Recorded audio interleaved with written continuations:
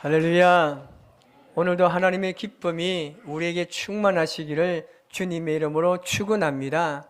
우리 옆에 분을 그런 마음으로 바라보며 인사합시다. 당신을 보니 너무나 기쁩니다. 시작.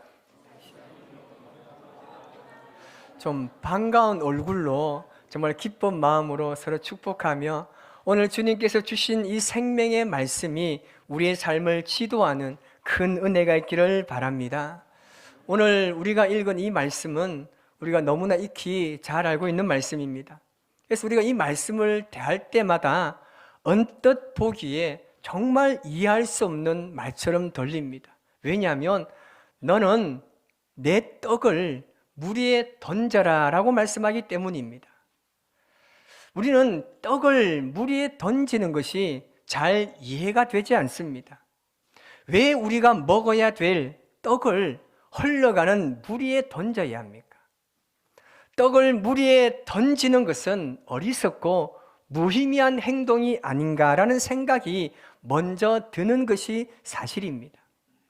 이 말씀과 관련된 유대인들 사이에서 전해져 오는 이런 이야기가 있습니다. 어느 날 왕이 갑자기 왕자를 잃어버렸습니다.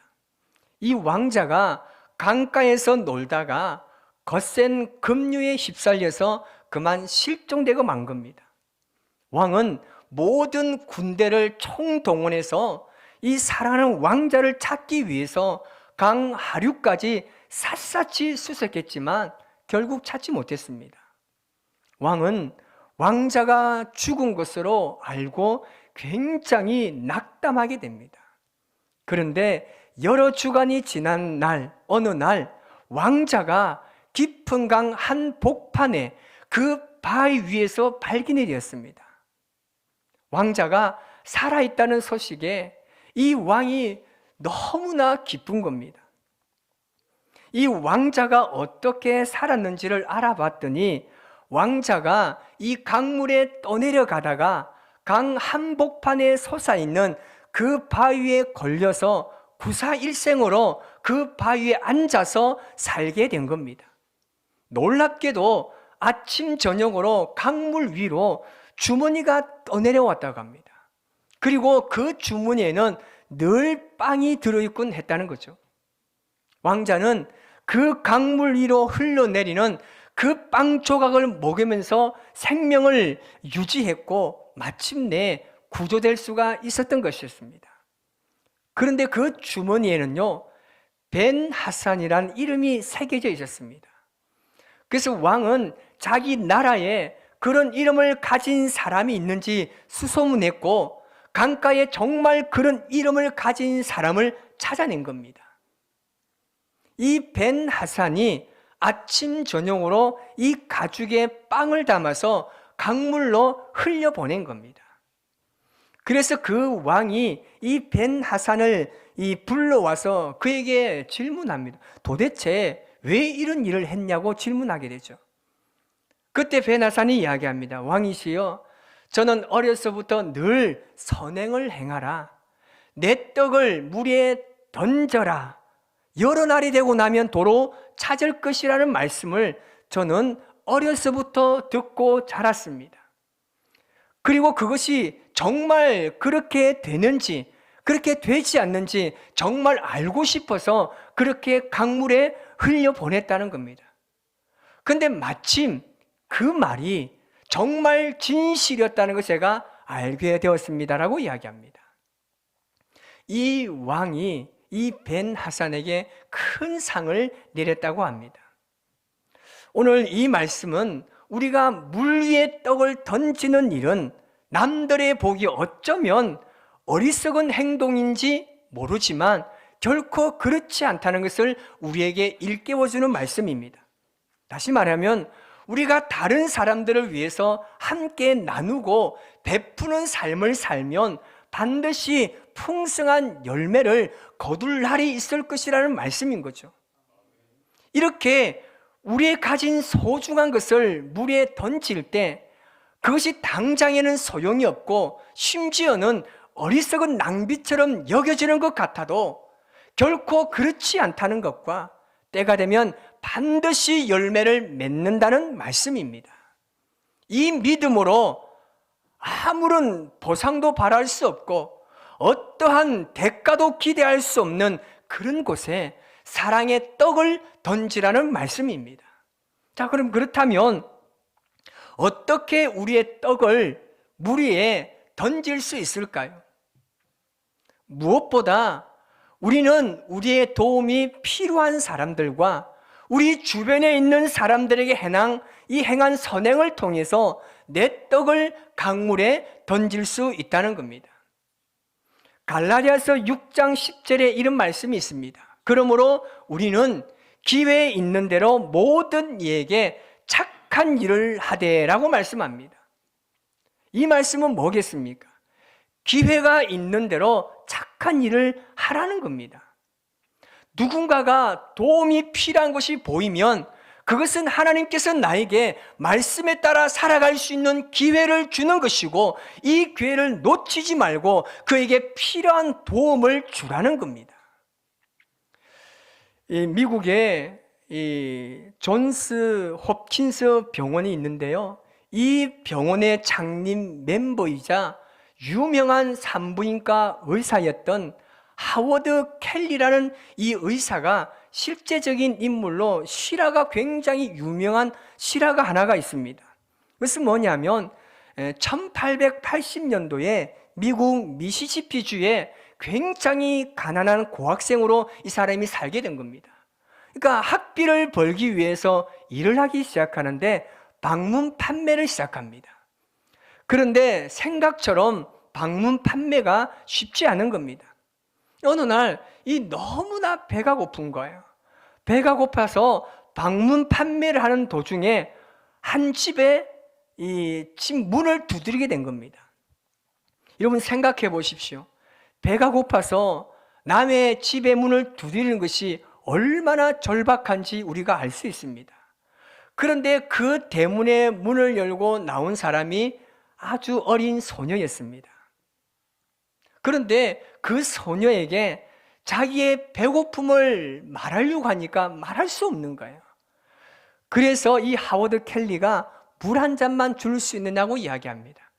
근데 마침 이 어린 소녀가 이 하워드 켈리가 배가 고파하는 것을 눈치를 챈 거예요. 그래서 큰 컵에다가 우유 한 잔을 이 켈리에게 가져준 겁니다.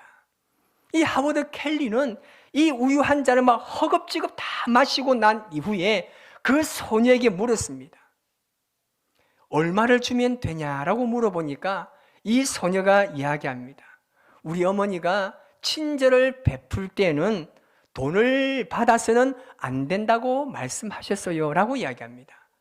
그렇게 두 사람은 헤어지게 됩니다.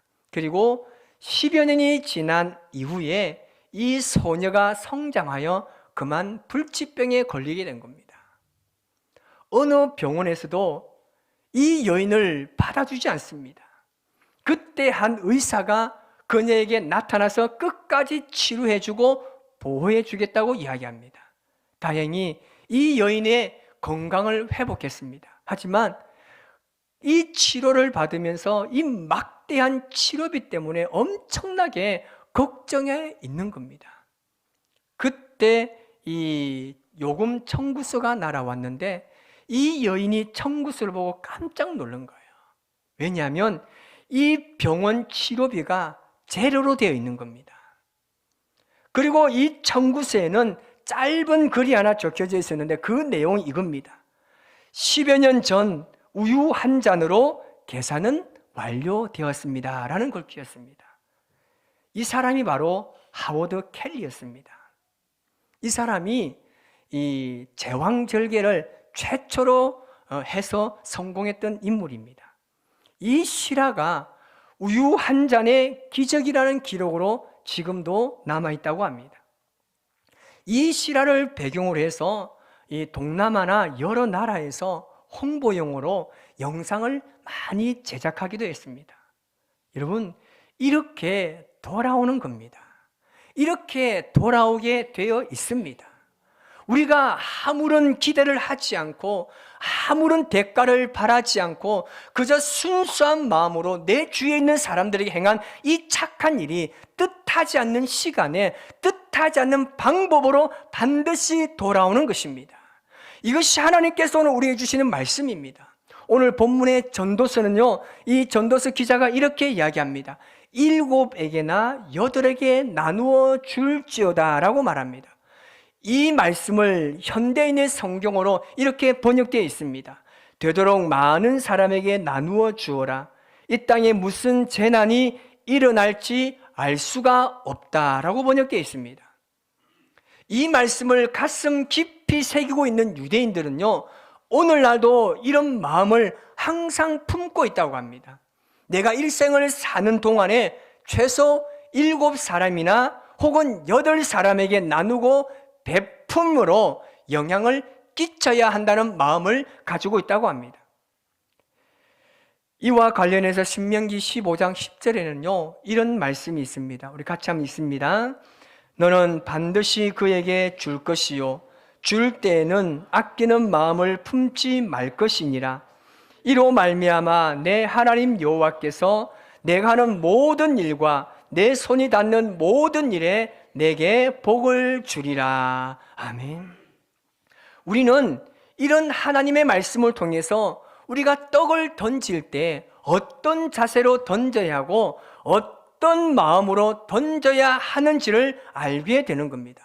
다시 말하면 아무런 보상도 바라지 않고 대가도 기대하지 않고 그냥 후하게 베풀 때는 베풀어 주라는 겁니다.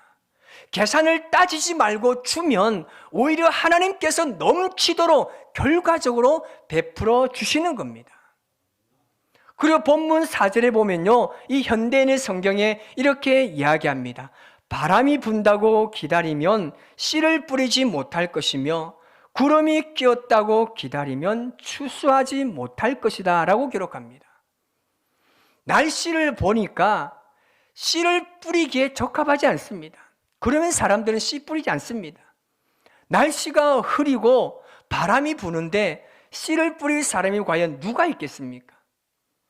오늘 날씨를 보니까 구름도 잔뜩 끼고 거두기에도 적합하지 않다. 그러면 누가 나가서 거두는 작업을 하겠습니까? 하지 않는다는 겁니다. 이것이 인간의 보편적인 모습이고 상식적인 삶이라는 겁니다. 그러나 오늘 이 말씀은요, 조목조목 이치를 따지고 계산해 가면서 떡을 던지지 말라는 거예요. 이렇게 하는 것은 낭비야. 아니, 왜 이렇게 꼭 해야 돼? 저렇게 하는 것은 더 효과적일 수가 있어. 이렇게 따지지 말라는 겁니다. 구름 낀 하늘에 시선을 두지 말라는 거예요. 날이 밝기까지 기다리지 말라는 겁니다.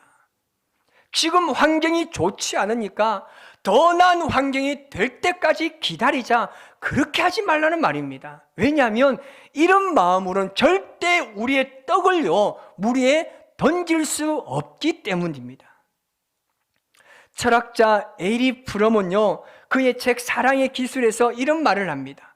주는 것은 잃는 것이 아니라 오히려 나 자신을 확장하는 행위다라고 이야기합니다. 사랑이나 나눔이요 내가 충분히 가졌을 때 이루어지는 것이 아니라 오히려 나눌 때 내 존재가 더욱더 깊어지고 충만해진다는 겁니다. 우리는 가만히 보면 어떤 완벽한 순간을 기다리고 있지만요, 이 세상의 완벽한 순간은요 절대 존재하지 않습니다. 내가 좀 이 정도만 되면 좀 뭔가를 할 수 있겠다고 이야기하는데 절대 그런 완벽한 순간은요 우리에게 오지 않습니다. 우리 인생이 막막하고 하늘이 어두워도 나를 둘러싸고 있는 환경이 불리하게 보여도요 그것이 바른 일이고 그것이 귀한 일이고 그것이 가치가 있는 일이고 그것이 하나님께서 기뻐하신 일이라고 믿는다라면 그 믿음으로 행하라는 겁니다. 보편적으로 생각하는 그 계산법에 따라서 식물을 던지려고 하지 말라는 겁니다. 오늘 본문 5절에 세번역 성경에는 이렇게 이야기하고 있습니다. 바람이 다니는 길을 내가 모르듯이 임신한 여인의 태에서 아이의 생명이 어떻게 시작되는지 내가 알 수 없듯이 만물의 창조자 하나님이 하시는 일을 너는 알지 못한다라고 기록합니다. 우리는 바람이 어디로 와서 어디로 간지 모릅니다. 아이 벤 엄마의 태에서 그 아이의 뼈가 어떻게 자라는지 알지 못합니다. 이것이 생명의 신비인 겁니다. 우리는 이 생명의 신비를 알 수 없습니다. 하지만 뭐라고 말씀하십니까? 창조주 하나님께서는 다 알고 계시고 행하신다고 말씀하고 있습니다. 하나님께서 이 모든 것을 섭리 가운데 성취하신다고 말씀하고 있습니다. 우리의 눈으로는 어떻게 진행되는지 아무것도 알 수 없다 할지라도 여전히 보이지 않는 곳에서 하나님께서는 우리를 위해서 일하고 계신다는 사실입니다. 그래서 우리는 알지 못해도 결국 하나님의 때가 되면 모든 것을 성취시키시는 하나님의 열매가 나타나게 되어 있다라는 말입니다. 그러므로 우리 눈에 보이는 것을 가지고 따지면서 떡을 던지지 말라는 겁니다. 여러분 주변에 도움이 필요하고 여러분 격려가 필요하고 위로가 필요한 사람에게 여러분의 떡을 던지시기를 주님의 이름으로 축복합니다. 그러면요 하나님이 역사하십니다. 언젠간 반드시 열매가 맺힐 수 있도록 하나님께서 풍성하게 역사하신다는 사실을 믿으시기를 바랍니다. 그래서 여러분 누군가에게 사랑을 베풀 때는 여러분 아무런 계산하지 마세요. 내가 이거 해주면 다음에 이 정도는 꼭 해주겠지 이런 마음이 아니라 내가 받고 싶은 만큼 마태복음 7장의 말씀처럼 내가 받고 싶은 만큼 그 사람에게 그렇게 해주는 게 뭐라고요? 하나님의 사랑이라는 겁니다. 우리 그리스도 이 땅에 살아가면서 하나님의 사랑으로 살아야 됩니다. 여러분 요즘에 식사하러 가보면요 정말 좋은 문화가 있습니다. 뭐냐면 이 키오스크라는 이 메뉴판이 그냥 앉으면 거기서 주문을 하는데요 결제도 거기서 해요. 요즘에 제가 좀 부담이 덜 되는 게 뭐냐면요 거기 보면요 더치페이 버튼도 있어요. 그러니까 뭐냐면 더치페이 버튼을 누르고 결제하면요 그 네 사람에게 각각 계산이 다 되는 겁니다.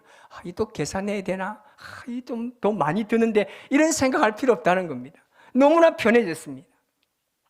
우리가 누군가에게 베풀 때는요 절대 그런 마음을 가지면 안 됩니다. 내가 주는 것이요 잃는 것이 아니라 내 자신을 더욱더 확장시킨다는 말은 뭐냐면요 하나님께서 모든 것을요 다 보고 계시고 알고 계시고 그 일을 통해서 우리에게 채우신다는 것을 믿어야 합니다.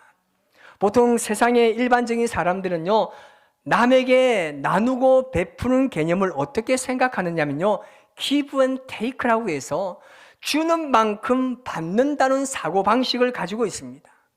하지만 그리스도인들은요 성경적 관점에서는요 give and give입니다. 다시 말하면 대가를 바라지 않고 아낌없이 베푸는 삶을 사는 것이 바로 하나님의 뜻이라는 사실을 알아야 하는 것입니다. 우리는 인생을 살아가면서 끊임없이 무언가를 계속해서 뿌리면서 살아가고 있습니다.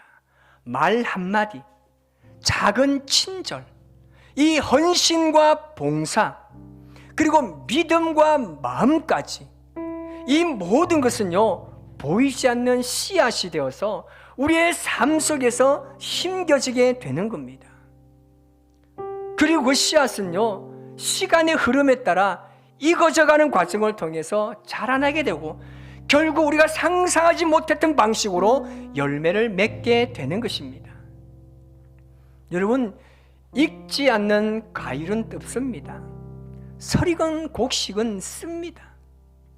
제때 익은 열매는 달고 향기롭습니다. 우리의 신앙도 마찬가지입니다. 여러분 충분히 사랑하시기 바랍니다. 충분히 섬기시기 바랍니다. 충분히 희생하시기 바랍니다. 충분히 뿌려가시기를 바랍니다. 우리의 삶은 점점 더 깊어지고 넉넉함을 경험할 수 있을 겁니다. 그리고 결국 그 열매는요 나뿐만 아니라 다른 사람에게도 나누어지는 선물이 되는 것입니다. 너무 급하게 서두르지 않아도 됩니다. 중요한 것은요, 포기하지 않고 계속해서 뿌리는 겁니다. 하나님께서는 우리가 흘린 사랑과 희생을요, 절대 잊지 않으실 겁니다. 여러분, 제가 사는 곳은요, 고향은요, 환상적인 섬입니다. 거제도라는 섬인데요, 저희가 하는 사업은 뭐냐면 피조개를 양식하는 사업입니다. 조그만한 난을 받아요. 진해에서 물이 흘러나와서 난이 그 물에 붙습니다. 그것을 요 정도 조그만하게 손톱만큼 키웁니다. 이것을요, 벌교 사람들이 와가지고 사갑니다. 사가면요, 이 벌교 사람들은요, 그 뻘밭에 이 피조개 이 새끼를요 뿌려요. 그러면 그 사람들은요, 그 뿌린 만큼의 20%만 잘 커도 떼부자가 된다고 합니다. 저희는 키워서 조그만한 걸 줬는데 이 사람들은 그거 가지고 뿌려서 엄청나게 큰 이 꼬막을 만들잖아요. 20%만 잘 자라주면 그 사람들은 성공한다 그럽니다. 여러분, 우리가 그런 삶을 살아야 합니다. 우리가 소수의 사람들이 이 땅에 살아가고 있지만 이 소수의 그리스도를 통해서 여러분, 세상이요 변화되어야 합니다. 우리를 위해서 이 땅에 오신 예수님은요, 다른 것 가르치지 않았습니다. 섬기는 모습을 계속해서 보여주셨습니다. 말씀이 진리가 됨을 우리에게 가르쳐 주셨습니다. 병자를 치료하여 주셨고 가난한 자들과 함께 식사하며 생명의 말씀을 전하셨습니다. 그것이 모든 사람에게 칭찬받는 일이 아니었습니다. 예수님을 죽이려고 했고 모함하려고 했고 십자가에 못 박았습니다. 그런데 그 작은 씨앗이라고 생각했던 것이 오늘날 엄청난 열매로 거두어진 것처럼 우리가 비록 나 한 사람이 나라와 민족을 위해서 기도한들 뭐가 소용이 있겠습니까? 내 한 사람이 조금 이렇게 헌금해서 저 산불난 사람들 내가 뭐가 도움이 되겠습니까? 이런 마음이 아닙니다.